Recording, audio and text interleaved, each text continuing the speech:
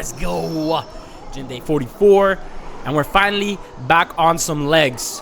Now, I'm still injured, as you can see by that knee sleeve on the right knee, but it's okay. We're doing some non-knee abrasive exercises, right? So I'm considering these RDLs with the dumbbells as non-abrasive. You know, they don't really hurt the joint pain, like, the little ligament that I got pain on. I don't know if it's like torn or something.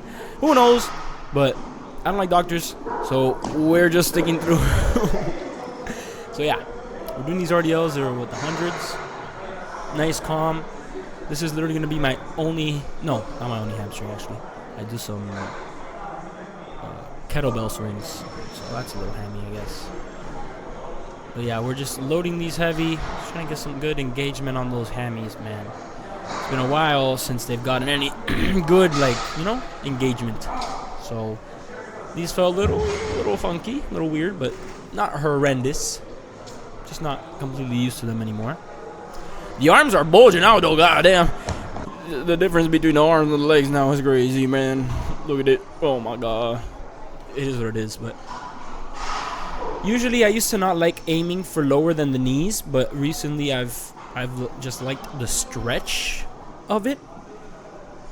I used to stop like closer to the knees, but I figured out that the lower I go, the more stretch I get on the hamstring, and just the better overall the exercise feels. And you see there, I kind of slowed that down just to get an extra stretch on that. And then I did a couple of like free weighted ones there just to get finish that off. Here we did some kettlebell swings. I start off with some lightweight just to get comfortable with the movement. Now this includes some hammy, I guess some glute, and a lot of lower back. So my lower back actually started to feel it a bit in this workout. Maybe I gotta make it more hamstring focused, because I feel like hamstring was being targeted second to the lower back, which it's fine. Just because this one doesn't hurt my knee too much either, because I have my legs in a wide stance, and I guess for some reason for me, when my legs are in a wider, really wider stance, the knee bending doesn't hurt. So it's good. That feels good. And this is an exercise I actually never really did, even when my legs were healthy. So it just feels good, I feel like it gives me some new type of stimulus to the legs since I'm not used to it. Like my body's not accustomed to it. Well, then again, my body's not accustomed to any legs anymore, but this is good enough for now. And I'm progressively overloading. This is a pyramid set. So the first one was, I don't know exactly, I think it was 62. That one was 70 something, and this one I think is 88 or something around that line. Kind of heavy for a kettlebell swing, but I was feeling good. It's a natural, you just kind of naturally do it. You gotta just you just gotta see how your body feels, because I feel like I don't bend as low, but I get to a point where my body just locks down there at the bottom position, and then I just swing back up. So I just go until my body locks out, and that feels comfortable. Just really focusing on opening the knees, but I don't know, from the front angle here it looks a little weird. Maybe I could spread out my toes a little bit. Oh yeah, gluteus maximus. Now these I can really push. So this is maxed out. I maxed out this machine, and I'll do it just really pushing it, because this doesn't hurt my knee at all. So these are actually really good. I love doing these now. Not just these booty ones specifically, the other ones too, the squeezing inside ones, but you just gotta do what you gotta do. I can't really hit too much quad, can't really bend my knee, so I'm doing what I got. I can't hit glutes with any type of deep stretches or anything, so just doing it with these, man. And honestly, these felt good. The gout was gouting, the soreness was soaring, and low-key I do feel a little bit of stimulus on the quad, just because the quad is holding the plates. You see how the knee is holding those little plate things. It doesn't really put pressure on my knee, but I do have to push through a little bit with the quad just to stabilize it. So you can see the quad muscle there getting is a little engaged through that little gap there in the short. Yeah, I was flying through these sets because they were feeling good. And this last one I was like, oh, let me do a little more slow and controlled, really just feel, the tension, the stretch in the booty. I prefer to lean over And I've seen a lot of girls just do it leaning over, and I tried it out, and it actually feels way more comfortable that way. Like leaning back hurts my back. I don't know why. I guess it's the angle or something. It just hurts my back, and I can't get like a good opening on the legs. Like my legs don't open at a good degree, but when I'm like leaned open, yeah, like forward, they do open better. And obviously, you know, we gotta full rack these calves because we don't take a break from our calves, even though we have. I did a little warm up set before this, but I didn't want to put that in because that's just wasting time for no reason. You can see I do nice like slower, paused up kind of reps with this full rack. Feels good. I like the stimulus now, doing really heavy calf raises, so that's what I'm gonna keep doing from now on. It's the goal. It's just, yeah, push through. We feel that nice squeeze. This doesn't hurt my knee either. Something in my knee that's injured is literally just like in a certain bending portion of the knee. So like all these straight leg and just like, I guess, bent leg, but not like knee focus flexing doesn't hurt. If that makes any sense. Yeah, look at the calves just popping through. Thank God. I'm honestly getting down bad. Well, I was getting down bad, not being able to hit legs. So now, like, finally doing them again, you know, feels really good. Feels really good. It's bringing back my my self-esteem a little bit because I was a little down bad. I'm not gonna lie, I was a little down bad. I was hurt, like actually physically injured and mentally as well, from the fact that I couldn't do it. But it's good. We're good now. And I love doing legs. Legs was my favorite to hit. My favorite workout because it's just so hard. It's so hard and it's dreadful to even like start, but once you get into it, it feels so good because you have the largest muscle group in your legs. So it's just like the overall mind muscle connection and stimulus you get on leg day is it's like almost a different feeling for me personally, comparative to any type of upper body day. And yeah, here we got the last set. Yeah, I know these are long, these are slow, but this is, you know, that's how you gotta treat calves in my opinion. Speeding them up, maybe for a finisher.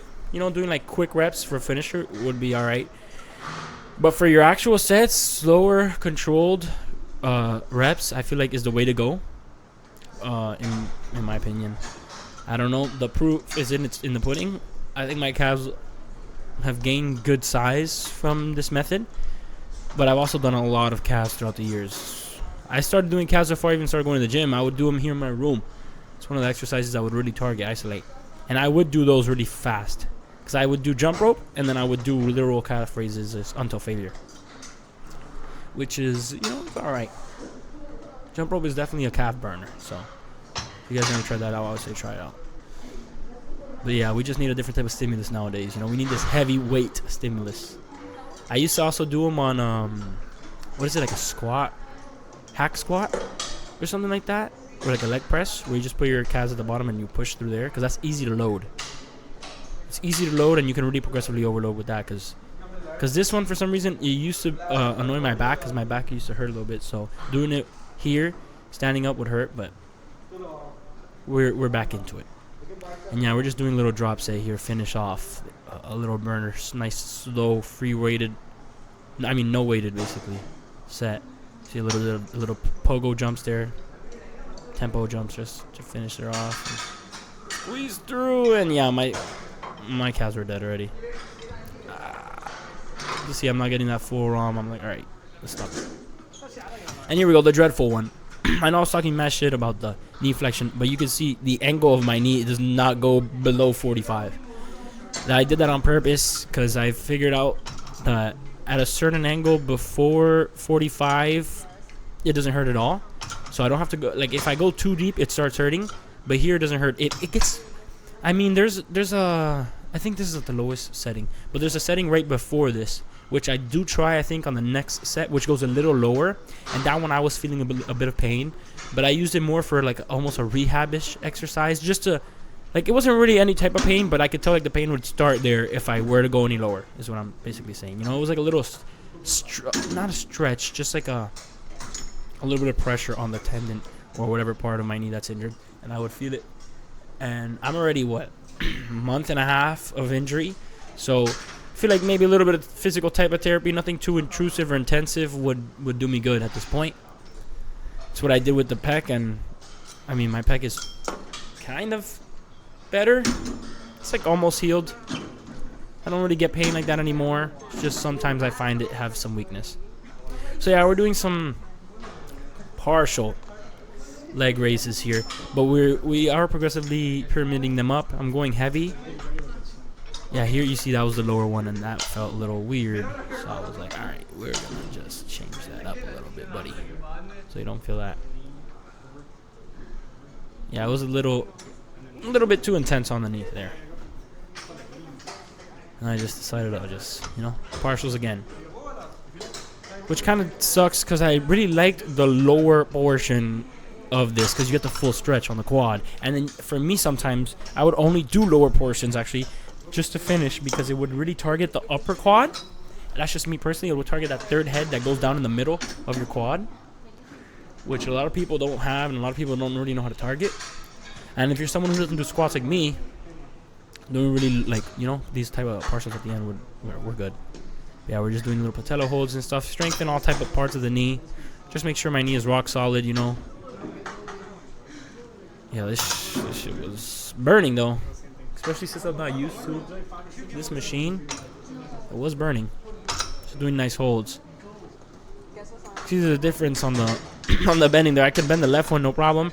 But I'm a little too scared to try to bend mine and just like release the right leg. Especially now where the tendon is like a little pumped. So I leave it a little engaged there. Just in case, you know, I don't want to be screwing around with my tendons, you know.